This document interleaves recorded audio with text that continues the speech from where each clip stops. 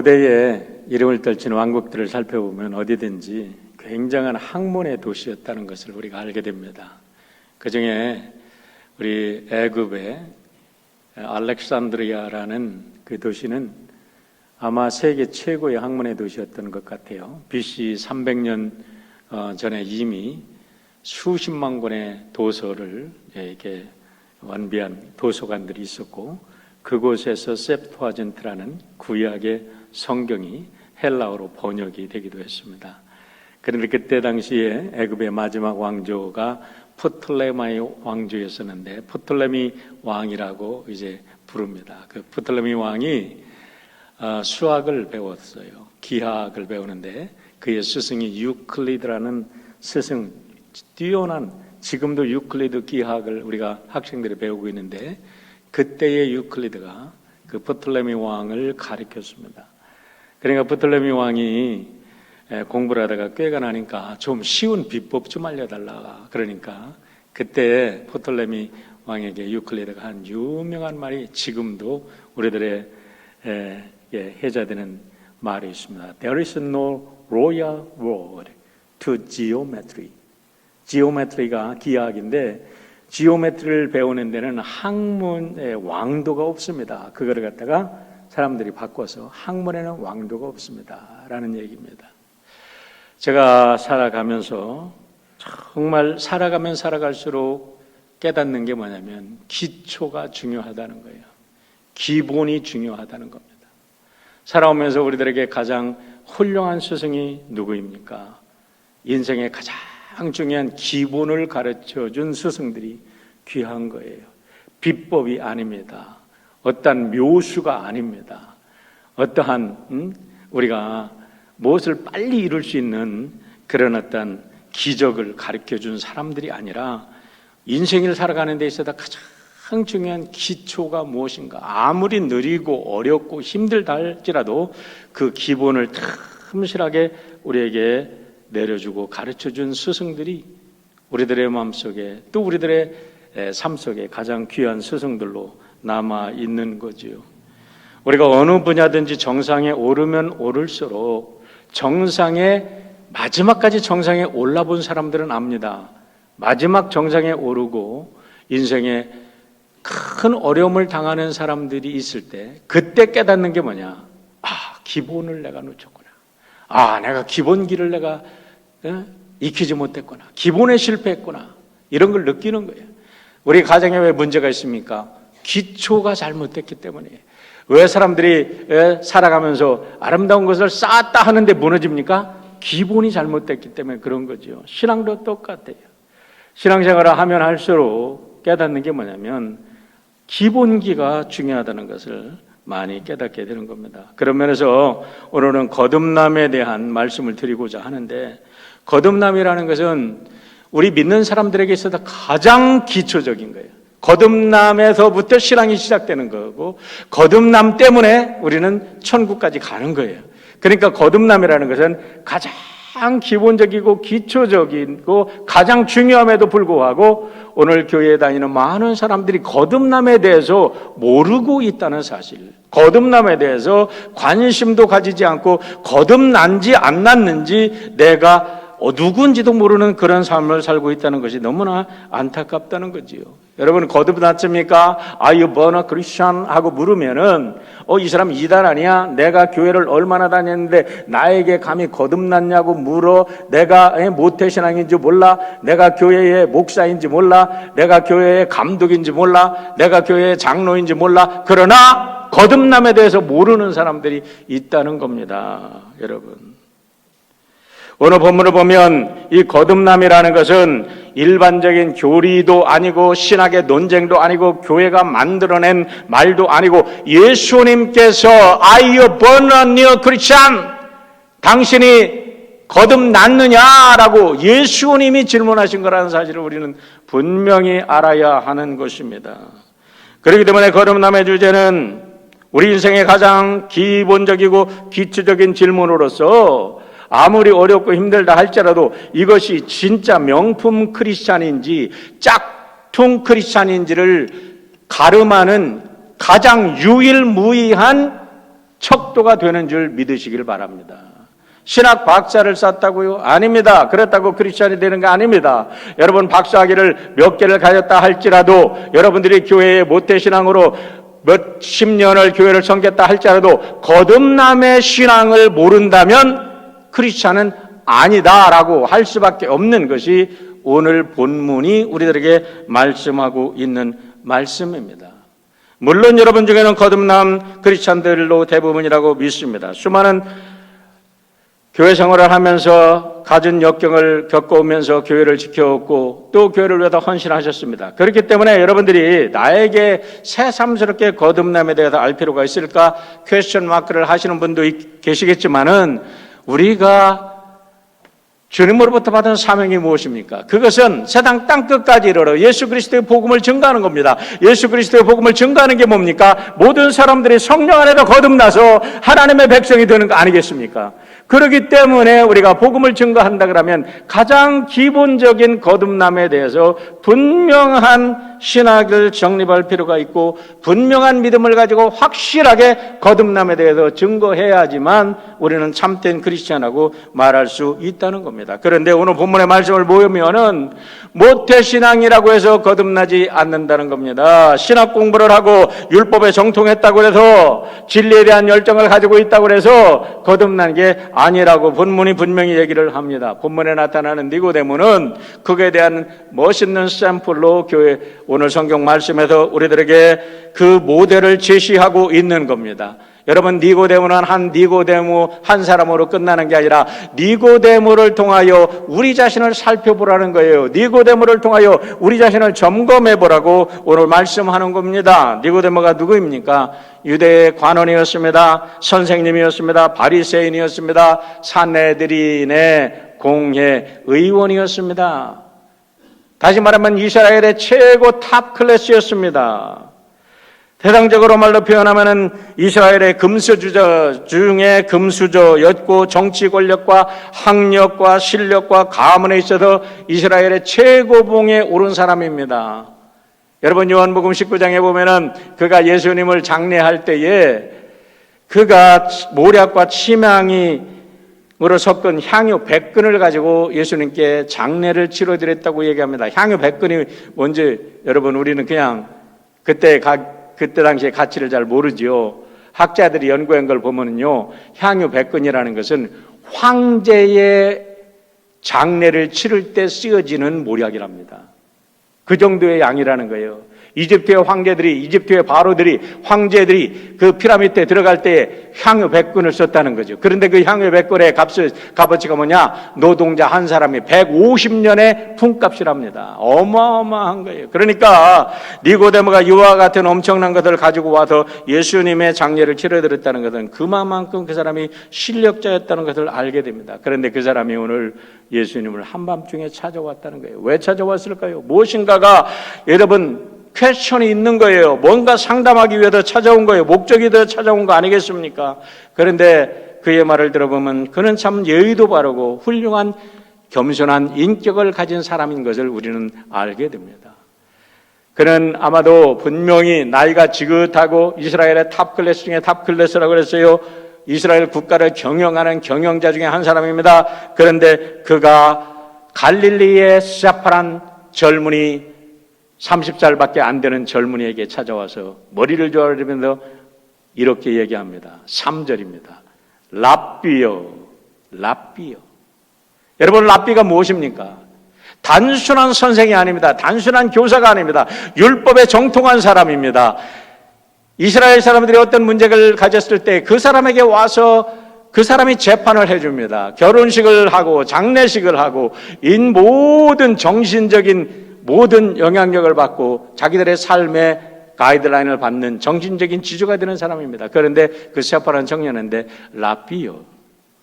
우리가 당신은 하나님께로부터 오신 선생인 줄 아나이다. 하나님이 함께 하시지 않으면 당신이 행하시는 이 표적을 아무도 할 수 없음이니다라고 인정하는 겁니다. 이 속에 여러분 우리는 이 니고데모가 예수님을 찾아온 의도를 추측해 볼 수가 있습니다.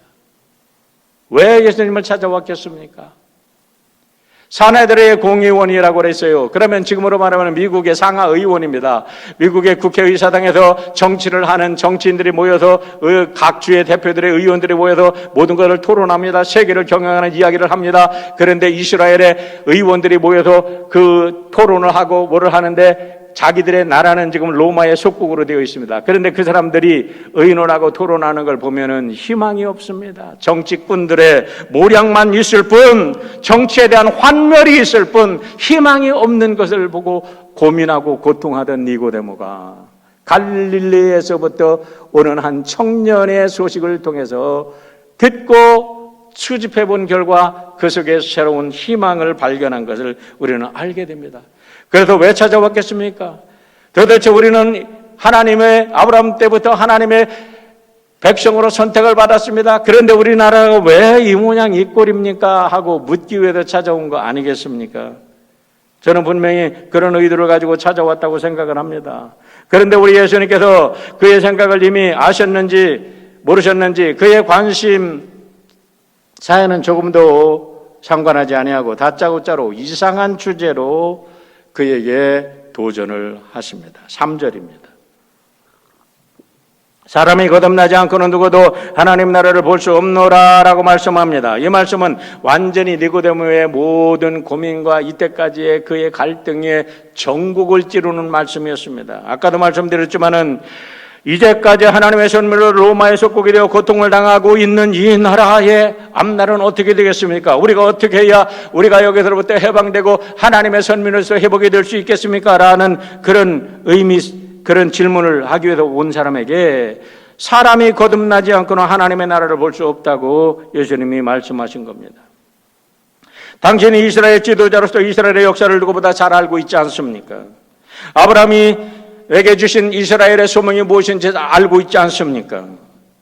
왜 또 하나님께서 또들이 아람 사람들을 불러서 오늘 이스라엘 세계 민족을 구원하는 이 민족의 이와 같은 아름다운 그 축복을 우리에게 주신지 너무나 잘 알고 있지 않습니까? 그런데 왜 이 나라가 이집트의 노예가 되었다, 에소리의 노예가 되었다가, 페르시아의 노예가 되었다가, 바벨론의 노예가 되었다가, 그리스의 로마의 노예가 되었다가, 이제는 로마의 노예가 되었는데 그 다음 나라에는 어떤 나라의 노예가 될 것입니까?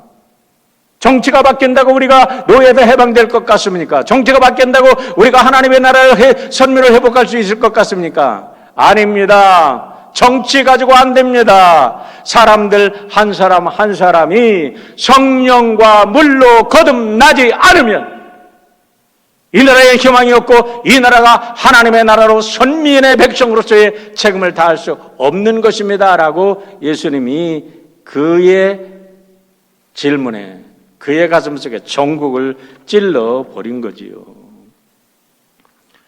역시 니고데모는 뛰어난 사람이었음을 우리는 발견하게 됩니다. 만약에 니고데모가 멍청한 사람이었다면 요즘 젊은이들 말대로 멍 때리는 질문만 했을 겁니다. 아니 예수님, 내가 찾아온 것이 그게 아니고 우리나라의 현실이, 우리나라의 미래가 어떻게 되는지 묻기 위해서 찾아왔습니다. 그렇게 말했을 것입니다. 그런데 니고데모는 예수님의 말씀을 듣고 사람이 거듭나지 않으면 하나님 나라에 들어갈 수 없다는 말씀을 듣자마자 니고데모는 눈이 반짝반짝합니다. 알아들었습니다. 예수님에게 가까이 다가온 것 같아요. 그러면서 이야기를 합니다. 옳습니다, 예수님.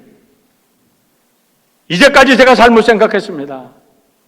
사람들이 거듭나지 아니하고 사람들이 죄로부터 해방되지 아니하고 이 인간의 문제, 이 나라의 문제, 인류의 문제는 해결될 수 없습니다. 그런데 예수님, 그러면 어떻게 해야 사람이 거듭날 수 있습니까?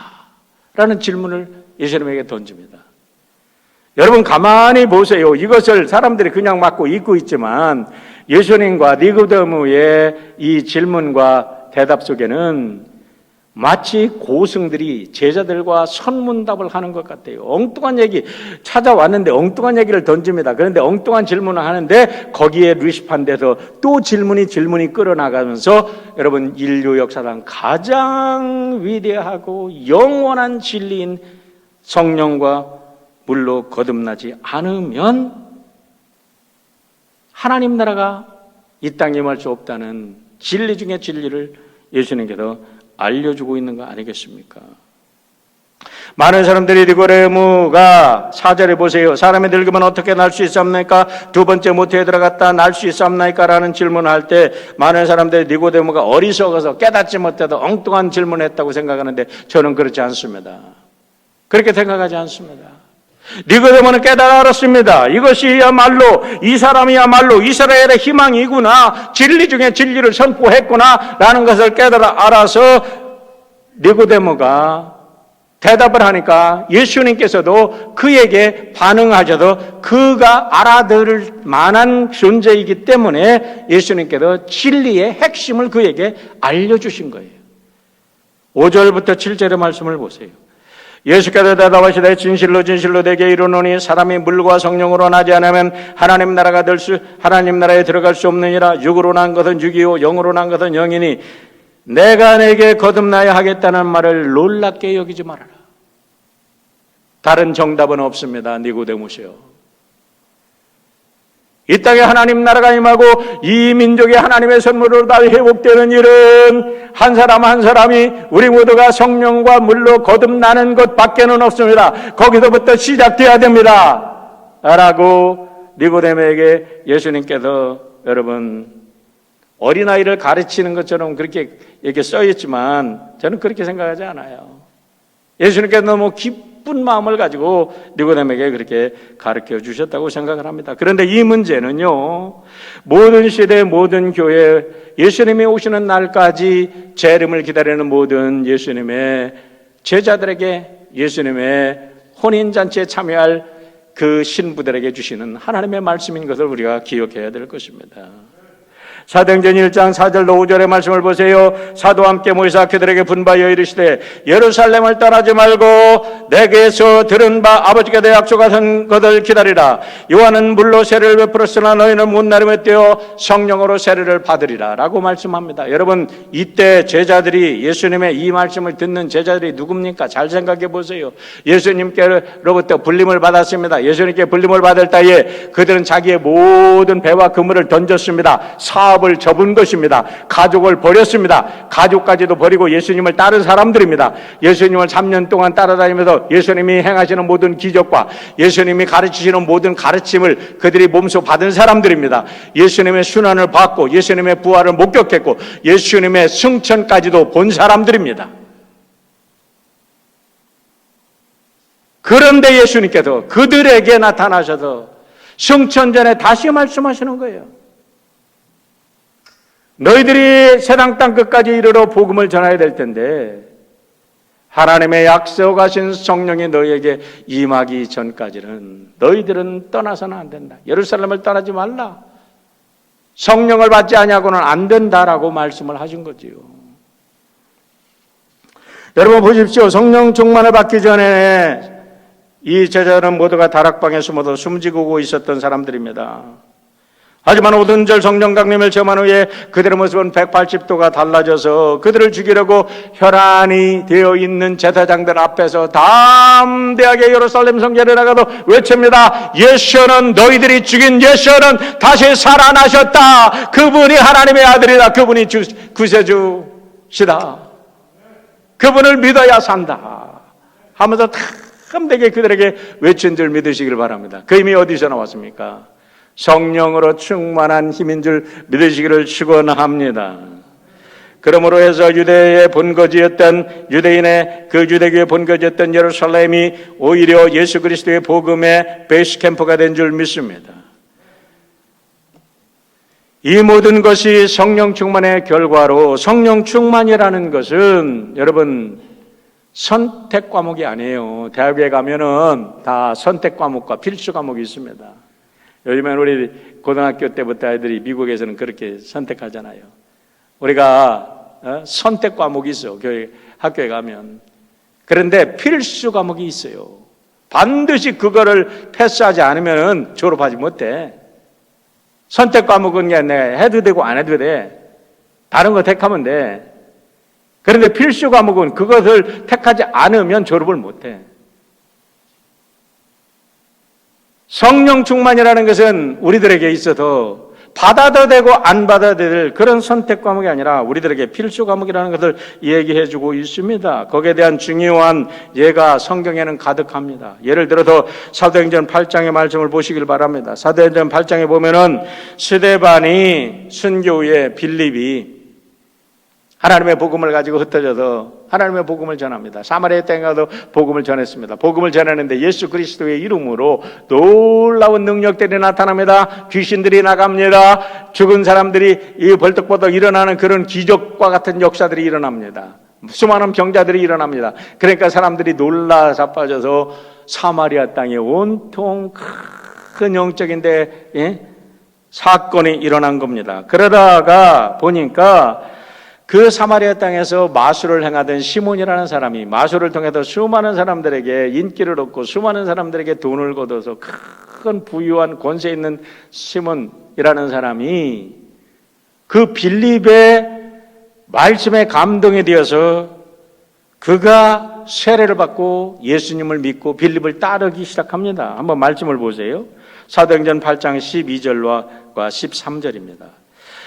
빌립이 하나님의 나라와 및 예수 그리스도의 이름에 관하여 전도함을 듣고 그들이 믿고 남녀가 다 세례를 받으니 시몬도 믿고 세례를 받은 후에 전심으로 빌립을 따라다니며 그 나타나는 표적과 큰 능력을 보고 놀라니라. 죄송합니다, 사랑하는 성도 여러분. 여러분의 신앙, 여러분들 중에도 혹시 시몬과 같은 신앙을 가지고 예수 믿는 줄 착각하고 있는 분들이 계시다면 오늘 말씀을 잘 들으시고 이 착각과 오해에서 벗어나서 진정 성령 충만한 하나님의 백성들이 되시기를 축원합니다. 더 메시지라는 영어 성경이 있는데 거기에서 이렇게 번역을 하고 있어요. 참 재밌는 번역이기 때문에 제가 많은 것들을 비교해 보다가 여러분에게 소개합니다. From that moment, he was like Philip's shadow. 빌립의 영향하에 빌립을 존경하는 인물로 따라다녔다는 거예요. 왜 그래요? 빌립을 통해서 예수 그리스도의 복음이 증거될 때마다 어마어마한 기적의 역사가 일어나니까 빌립을 존경하게 됐다는 거죠. 그런데 여러분 여기에서 엄청난 본질의 문제가 나타납니다. 여러분 빌립을 넘어서 빌립 안에서 역사하시는 하나님을 보고 하나님을 섬겨야 되는데 빌립을 통해서 나타나는 기적을 보고 빌립만 존경한 거야. 성령의 놀라운 능력을 자기가 경험하지 못하고 성령을 통해서 나타나는 역사만을 보고 놀란 거야. 오늘날 많은 교회들이 여러분 크리스천들이 힘을 잃어가는 이유가 뭐가 있습니까? 성령의 역사를 보고 감탄을 했어요. 그런데 그 성령의 역사가 막상 내 안에서 역사하는 하나님의 능력으로 체험이 안 됐다는 거예요. 이 능력이 체험될 때에 우리는 진정한 그리스도인으로 세상을 변화시키는 빛과 소금으로 다시 태어나게 될 줄 믿습니다. 오늘 우리 드림의 가족들이 이 예배를 통하여 그런 역사가 다시 불릴듯 일어나기를 주의 이름으로 축원합니다. 보세요. 사도행전 8장 15절로 17절입니다. 이렇게 일어나니까 예루살렘에서 예수 믿는 사람들이 이제 나타난다고 하니까 예루살렘에서 베드로와 요한을 파송합니다. 베드로와 요한이 가서 봤는데 뭔가 something 미스된 게 있어요.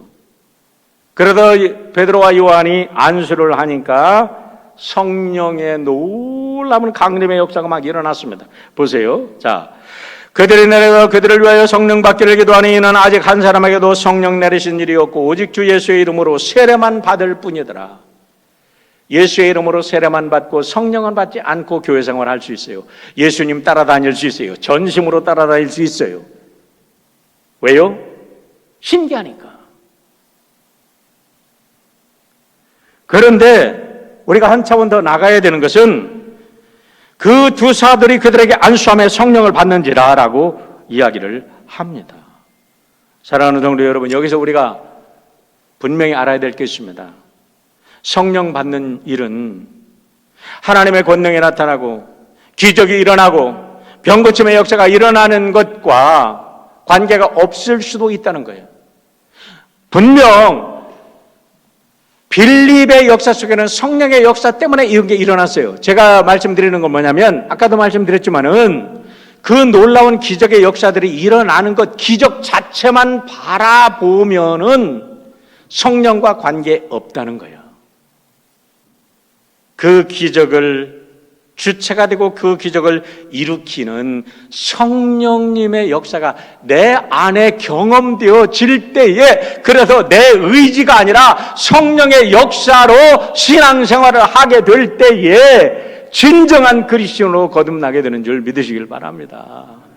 그런 성령의 역사가 우리 안에 있을 때 여러분, 우리는 신바람 나는, 성령바람 나는 날개를 크게 달고 이 세상에 갇히지 아니하고 하나님과 더불어 춤추며 성령과 더불어 춤추며 이 세상을 여러분 품고 The world is my parish 라고 외칠 수 있는 웨슬레와 같은 하나님의 백성들이 될 줄 믿습니다.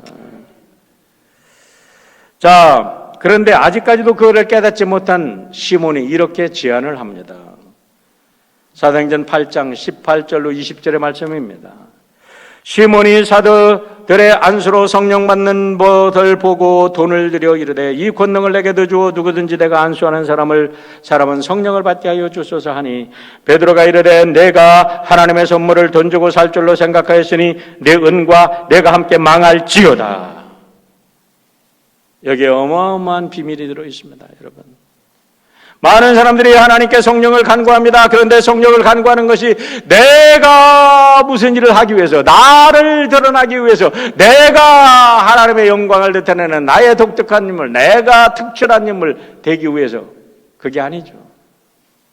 여러분, 성령이 임하시면 내가 이 세상에 가장 낮은 자리에 임하라고 해도 우리가 순종해야 될 줄 믿습니다. 내가 아니라 하나님의 영광을 위해서 우리가 성령을 받는 줄 믿습니다. 그런데 시몬이 무엇입니까? 과거에 내가 마술을 행하던 것처럼 이제는 성령이 나에게 임하게 하셔서 내가 돈 들여줄 테니까 내로 하여금 성령을 마음대로 부려가지고 내가 마술사보다, 과거보다 더 유명한 마술사가 되게 해주세요 라는 것과 다른 게 뭐가 있습니까? 오늘날 왜 우리가 성령을 구합니까? 많은 사람들이 이런 생각을 가지고 성령을 구하니까 여러분, 교회가 문제가 되고 그리스도인들이 문제가 되고 여러분, 일꾼이 되지 못하고 일감이 되는 거 아니겠습니까? 여러분 모두가 진정으로 성령을 구해서 하나님의 영광이 되고 우리는 성령에 온전한 순종하는 그릇들이 되기를 주의 이름으로 축원합니다. 쇼가 아닙니다. 교회는 프로그램이 인도되는 게 아닙니다. 성령의 역사로 인하여 교회는 참된 교회가 되는 거지. 무슨 인간들이 무슨 조직을 잘해도, 뭐를 잘해도, 인간들이 무슨 프로그램을 잘해도, 행사를 잘해도, 아무리 행사를 해보십시오, 사람들이 변하나? 안 변합니다. 진실로 성령이 우리들의 속사람을 변화시키고 예수 그리스도를 나의 주 나의 하나님으로 고백하는 그런 삶과 죽음의 다시 탄생의 리제너레이션 되는 그런 경험이 있어질 때에 교회는 참된 교회가 되는 줄 믿습니다. 이 권능을 나에게도 주어 내가 안수하는 사람은 성령을 받게 하여 주소서라는 그런 여러분 유혹에 빠지지 않기를 주의 이름으로 축원합니다. 오늘날 왜 교회가 문제가 됩니까? 여러분, 시몬이라는 사람이 어떤 사람이에요? 마술을 부려가지고 돈을 엄청나게 가져왔어요. 내가 돈을 줄 테니까. 얼마를 가져왔겠습니까? 엄청난 돈을 갖고 왔는지도 몰라. 한 100만 불쯤 갖고 온지도 몰라, 지금쯤. 그러면 목사님들 눈이 휘둥그러도 아이고 어서 오세요 시몬님. 그러니까 교회가 여러분 힘을 잃어버리는 거예요. 그런데 여러분, 바울과 요한이 뭐라고 그랬습니까? 사도행전 8장 21절과 23절을 보세요. 하나님 앞에도 내 마음이 바르지 못하니 이 도에는 내가 관계도 없고 분깃도 될 것이 없느니라. 그러므로 너의 이 악함을 해결하고 주께 기도하라. 악함이 무엇입니까?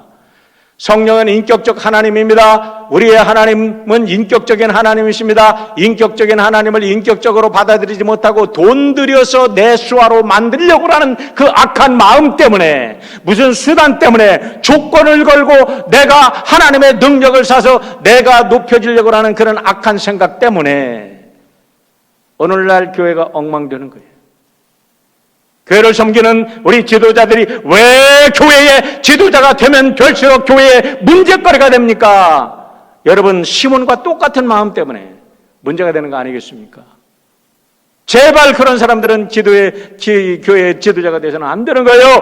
우리가 성령으로 충만해서 오직 하나님의 영광을 위해서 내가 몸을 불살라 드리기까지 내가 주님께 헌신하겠습니다 하는 그런 사람만이 진정으로 하나님의 일꾼들이 되는 줄 믿습니다. 성령으로 거듭나지 않으면 항상 내가 살아있는 거예요. 내가 살아있는 거예요. 우리 베드로와 요한은 이 놀라운 영적인 비밀을 알았기 때문에 이 악한 자야, 이 악독이 가득한 자야, 내게는 아무 분기도 없느니라 하고 과감하게 영적인 권위를 가지고 선포한 줄 믿습니다. 이 정도의 영적 권위가 있어야 되죠. 코로나 팬데믹 이후에 교회가 걱정하는 사람들, 교회를 걱정하는 사람들, 뭐가 없네 걱정합니다. 그러나 여러분, 진정한 문제는 성령 충만만 하면 AI의 시대가 도래해도 문제가 되지 않습니다. 성령이 충만하면 여러분, 우리들에게 어떠한 자연 환경에 어떠한 시련이 닥쳐도 문제가 되지 않습니다. 성령 충만이 오면 내일이 이 세상의 종말이 된다 할지라도 우리는 할렐루야, 주님 어서 오십시오, 마라나타를 외치는 하나님의 백성이 될지언정 걱정하는 죄인들이 되지 않을 줄 믿습니다.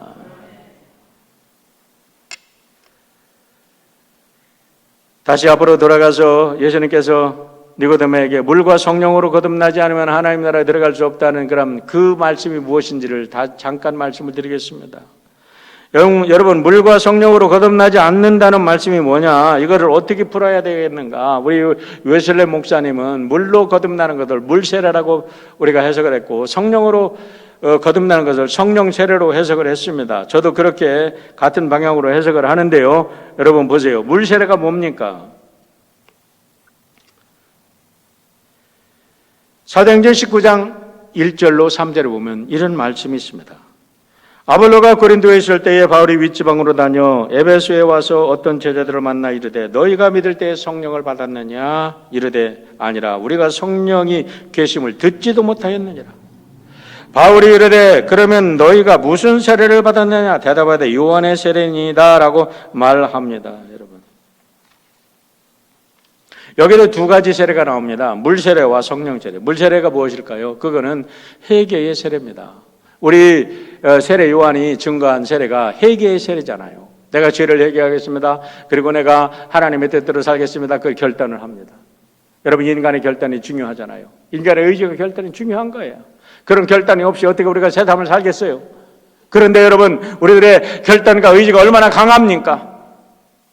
그렇게 결단하고 교회 나왔어요. 생활 하다 보니까 초신자 때는 아이고 할렐루야, 아이고 오셨네요. 기저귀도 갈아주고 똥기저귀 갈아줍니다. 우리 성도님들이 먼저 있던 성도님들이 다 해줍니다. 너무나 신바람이 났어. 내가 이 세상에서 이렇게 대접받아 본 적이 없어. 할렐루야, 신바람이 났네. 그런데 이제는 당신 발로 스스로 서. 그러니까 아이고 힘들어.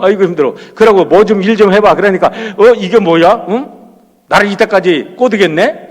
내가 이걸 해야 돼? 내가 이거 교인이 돼야 돼? 그러면서 시간이 갈수록 아이고 나 죽겠네. 그러면서 교회를 떠나는 많은 사람들이 있습니다. 왜 그렇습니까? 물세례밖에 경험하지 못했기 때문에. 여러분 중에도 그런 분 없습니까? 왜 교회의 중직을 맡으면 할렐루야, 나같이 어려운 나같이 이 무지런 인간이 같은 인간에게 하나님께서 이 귀한 직책을 맡겼으니 하나님 감사합니다 하고 하나님께 영광 돌려야 되는데, 여러분 조그만 일을 맡기만 하면은 아이고 나 못해. 왜 그렇습니까? 물세례조차 물세례만 받았고 성령 세례가 뭔지를 도저히 모르니까 그런 거예요. 성령 세례는 무엇입니까, 여러분? 성령 세례는 이제 물 세례를 받은 사람들에게 하나님께서, 물론 성령 세례가 먼저 오는 사람들도 있어요. 나중에 말씀드리지만, 성령 세례를 받으면요, 이제는 내 의지가 아닙니다. 하나님이 내 안에서 역사하시는 걸 보고 함께 기뻐하고 감사하고, 야, 나 같은 사람이 이런 일도 했네. 나 같은 사람이 이렇게 쓰임받네. 나 같은 인간이 이렇게 하나님께 영광을 돌리게 됐네. 여러분, 일을 하면 할수록 감사하고 하나님께 영광을 돌리면 돌릴수록 힘이 생기는 줄 믿습니다. 왜 교회 일을 하다가 여러분 낙심합니까? 왜 교회 일을 하다가 시험 듭니까? 성령이 없이 일을 했기 때문에 그런 거예요. 성령이 역사하지 않고 일을 했기 때문에 그래. 내가 성령보다 앞섰기 때문에 그런 거예요. 여러분, 분명히 알아야 됩니다. There's no more other way. 다른 길은 없어요. 성령 충만한 길밖에는 해결할 길이 없는 줄 믿으시기를 바랍니다. 이 사도행전 19장의 배경은요, 사도행전 18장의 배경입니다. 아까도 말씀드렸지만 알렉산드리아는 세계 고대사의 최고의 학문의 도시였습니다. 거기에 여러분 언변이 좋고 성경에 능통한 아볼로라는 사람이 있었습니다. 알렉산드리아 학문의 도시입니다. 아주 공부도 잘했고 지성적으로 인텔리전 뛰어난 젊은 청년이 나타나도 성경에 정통하고 예수님을 믿기 시작했어요. 그러니까 그가 전하는 말씀만 듣고도 사람들이 많이 변했어요. 왜? 지식에도 힘이 있거든. 여러분, 세상 지식도요, 잘 전하면요, 사람들이 막 거기에 막 홀립니다. 막, 따라갑니다. 언변이 거기도 또 좋았다 그래. 율법에 정통했다 그래. 그러니까 얼마나 많은 사람들이 인기 있었겠어요. 그런데요, 성령의 사람은 압니다. 바울과 함께 동역을 했던 브리스길라와 아굴라가 아볼로의 목회를 에베소에 와서 봅니다. 그런데 뭔가가 미싱이 돼요. 가만히 보니까 성령과는 전혀 관계없는 목회를 합니다. 여러분 보세요. 아볼로는 최고의 학자입니다. 그런데 그 학자가 말은 그럴듯하게 하고 지식은 기가 막히게 전하는데 하나님의 성령의 능력은 아무것도 없어. 브리스길라와 아길라가 그를 불러서 여러분 성령, 하나님의 도, 성령을 가르칩니다. 브리스길라와 아굴라가 누구입니까? 텐트 메이커입니다. 그런데 여기에 아볼로의 뛰어남이 있는 거예요. 여러분, 정말로 뛰어난 학자들, 정말로 머리가 비상한 사람들은요, 어린 아이들에게도 배웁니다. 내가 모르는 신비한 것에 대해서 모든 게 열려있는 마음을 가지고 배웁니다. 그런데 덜 떨어진 사람들은 네가 먼저 나를 가르치려 그래? 네가 먼저 나를 가르치려 그래? 이렇게 하니까 덜 떨어진 대로 살아가는 거예요. 아볼로는 그런데요, 브리스길라와 아굴라라는 이 텐트 메이커가 자기들을 불러서 당신의 부족함이 여기에 있습니다 하고 알려주는데 그가 번쩍 깨서 성령의 사람이 되는 줄 믿으시길 바랍니다. 성령의 사람이 되었어요. 그러니까 브리스길라와 아굴라가 아마 권면을 한 것 같아요. 당신은 이 에베소에 있을 사람이 아닙니다. 고린도에 가십시오. 고린도에 가서 목회를 합니다. 얼마나 파워풀하게 목회를 했는지 고린도전서 3장에 보면은 거기에 고린도 교회에 여러분 아볼로파와 바울파와 베드로파와 그리스도파 네 파가 생기는데 이 소리는 뭐냐면 아볼로가 베드로와 바울의 반열에 서서 경쟁하는 그와 같은 위대한 인물로 영향력을 끼쳤단 말입니다. 그런데 에베소에서는 그가 떠났어요. 에베소 사람들은 아직은 성령을 몰랐어요. 그때에 바울이 윗지방에서 에베소로 내려와서 보니까 이 사람들이 지식적으로는 뛰어난데 성령의 역사가 없어. 그래서 너희들이 믿을 때에 성령을 받았느냐라고 이야기를 한 겁니다.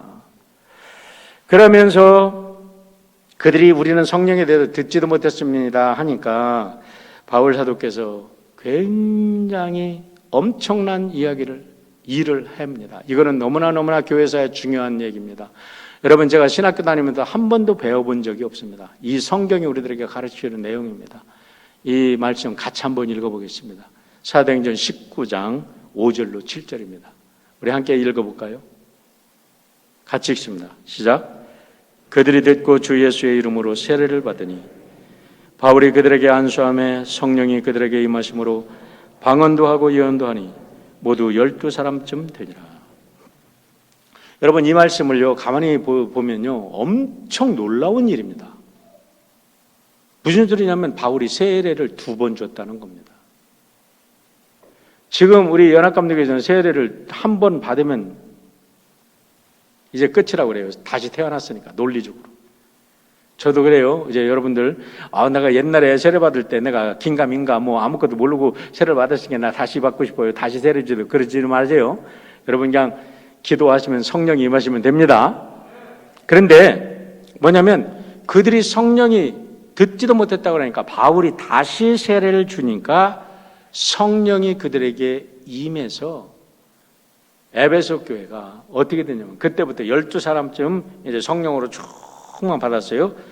이때부터 이 사람들을 데리고 매일 회당에서 하나님 말씀을 3개월 동안 강력하게 증거하니까 회당에서 막 폭발적인 역사가 일어나니까 유대인들이 회당에서 쫓아냈어요. 그러니까 바울이 그 유명한 두란노 서원을 에베소에다가 여러분 세웁니다. 그러고도 여기서 3년을 목회를 하고 이 에베소가 그럼으로 해서 아시아 지역을 복음화하는 복음의 베이스 캠프가 되고 계시록에 나오는 7교회의 중심교회가 된 줄 믿으시길 바랍니다. 바울의 이런 목회 때문에 그런 거죠. 자, 이와 같은 성령의 놀라운 역사는 우리들에게도 여러분 밀접한 관련을 가지고 있습니다. 그게 뭐냐면 우리 감리교 창시자인 요한 웨슬리 목사님이 성령으로 충만한 다음에 복음을 온 세상에 증거함으로 해서 오늘 우리가 감리교인이 됐다는 거예요. 요한일서 일기를 읽어보면요, 요한일서는 천재 중에 천재입니다. 요한일서 일기가 몇 년 전에 이렇게 우리 한국말로 잘 번역이 됐어요.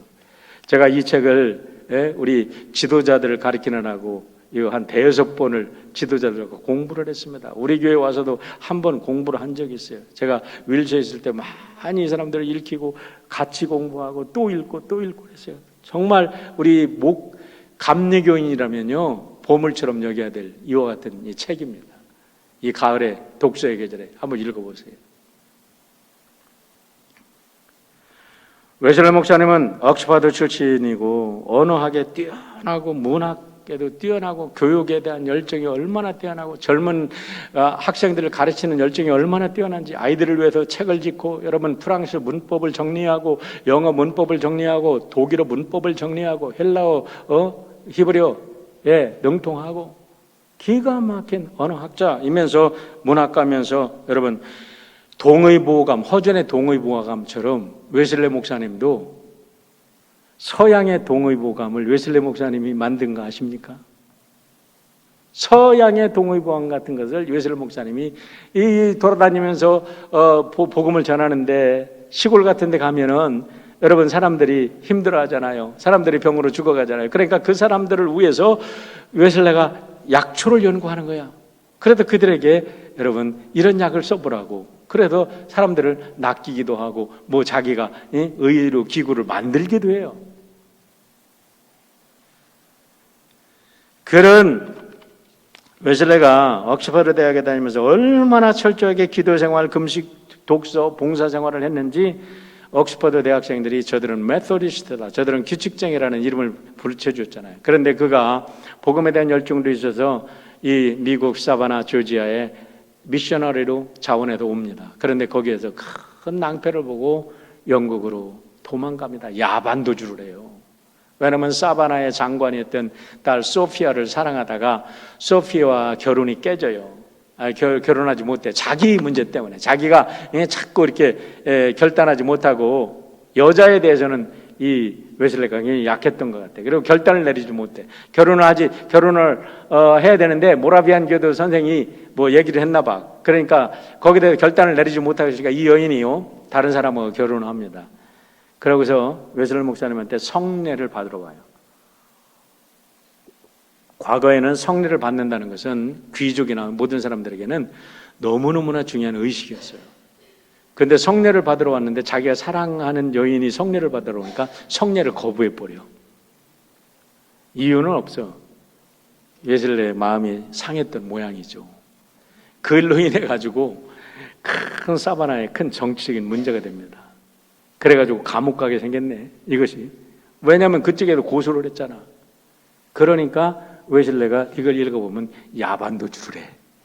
도망가. 어디로? 영국으로. 그러고 갔으니 얼마나 웨슬리가 낙심했겠어요. 그러다가 모라비안 교도들의 집회소에 가서 그가 놀라운 중생의 경험을 합니다. 1738년 5월 24일 얼더스게이트에 있는 모라비안 교도에서 집회소에서 그가 경험을 하고도 이렇게 기록합니다. 그가 그리스도에 대한 신앙을 통하여 마음속에 하나님이 역사하는 변화에 대해 말하고 있는 동안, 그가 누구냐면 모라비안 교도의 목사님입니다. 나의 마음이 이상하게 뜨거워짐을 느꼈다. My heart was strangely warmed. 내 마음이 뜨거워졌다. Strangely warmed. 뜨거워졌다는 거예요. 그는 나의 죄마저도 소멸하시고 나를 죄와 죽음의 법에서 구원하셨다는 확신을 얻었다. 그때 정말로 죄에서부터 확신을 얻은 것을 깨달은 거예요. 깨달았어요.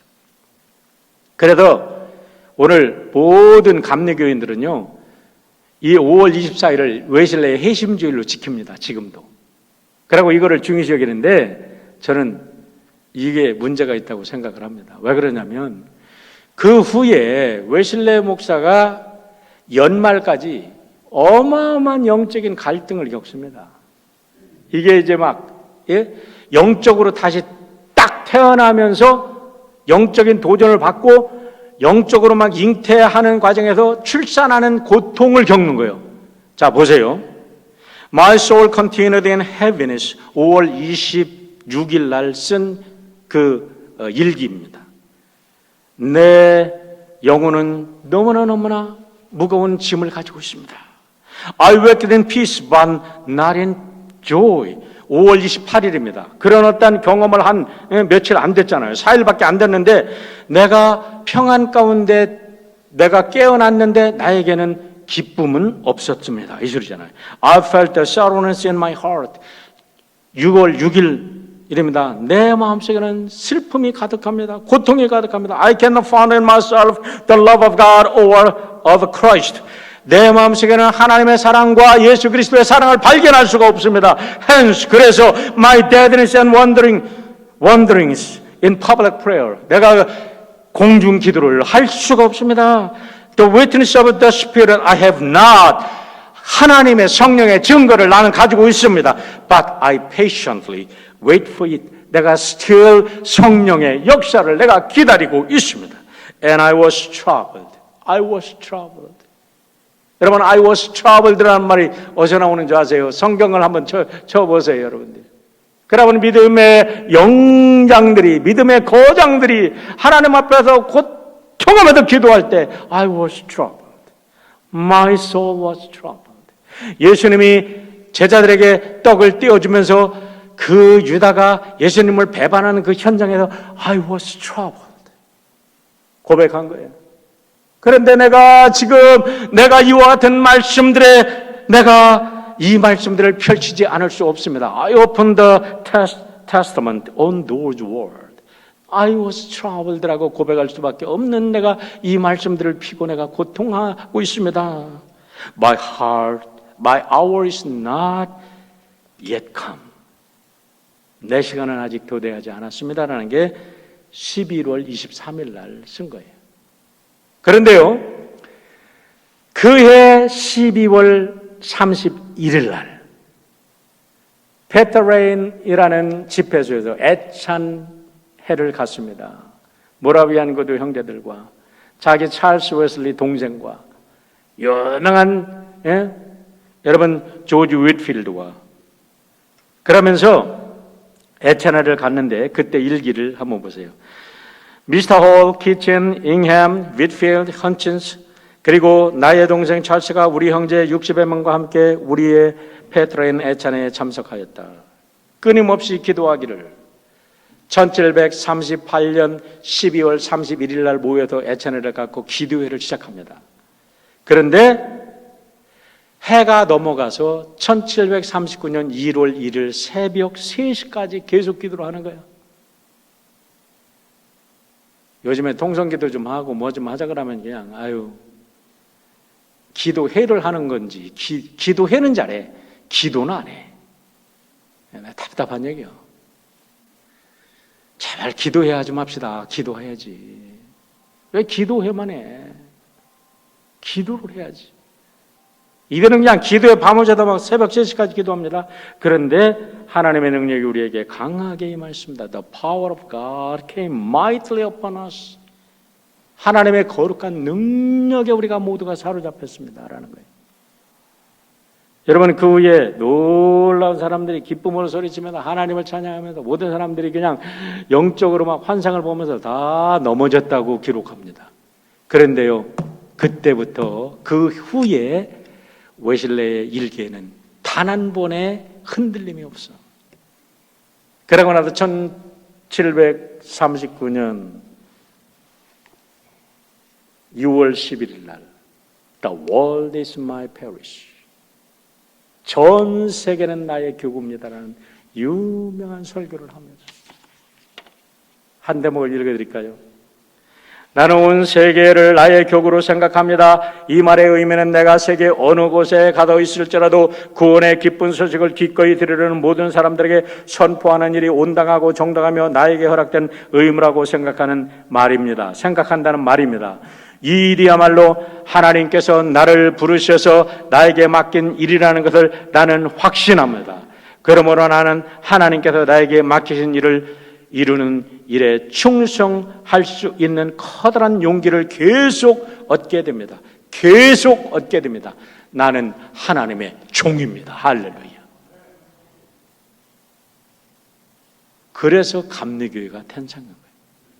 그 후에 요한 웨슬리 목사님은 말을 타고 영국과 스코틀랜드 모든 시골 구석구석을 타고 말 타고서 복음을 전하는데 40만 킬로미터, 지구가 4만 킬로미터인데 지구 10바퀴를 도는 길이의 지방을 말 타고 다니면서 복음을 전합니다. 88세까지. 야, 어떻게 가능합니까? 물과 성령으로, 무엇보다도 성령으로 거듭날 때 이런 거룩한 역사가 일어나는 줄 믿습니다. 여러분, 우리가 성령을 사모해야 됩니다. 성령으로 충만해야 됩니다. 그렇지 않고서는 우리는 가식적인 그리스도인으로, 날마다 힘 빠지는 그리스도인으로 다른 사람들에게 여러분 손가락질 받는 그리스도인으로 남아있을 수도 있습니다. 이왕이면 우리 드림의 모든 가족들 이제는 하나님께 인정받고 세상의 모든 사람들로부터 존경받는 성령의 사람들이 되시기를 주의 이름으로 축원합니다. 사랑의 아버지 하나님 감사합니다. 우리 사랑하는 귀한 교회를 택하시고 세우시고 오늘까지 이끌어 주셨는데 이제 아버지 하나님 새해를 계획할 때입니다. 우리가 새해를 계획할 때에 인간의 여러분 우리가 물세례로 하지 아니하고 성령 세례 받은 하나님의 백성으로서 이를 도모하고 이를 이끌어가며 하나님의 말씀에 순종하는 우리 모두가 되도록 축복하여 주시옵소서. 예수님의 이름으로 기도하옵나이다. 아멘.